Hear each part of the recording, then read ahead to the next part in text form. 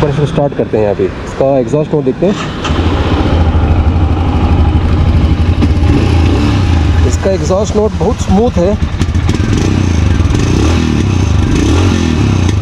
जो थंप है वो थोड़ा मिस हो रहा लग रहा है। मुझे लगता है कि बहुत रिफाइंड हो गई है इंजन अभी, तो इसीलिए मुझे ऐसा लग रहा है। But anyway it's still thumping. You will have the feel of royal Enfield. गाड़ी चला रहा हूँ वो फील नहीं जाएगा आपको।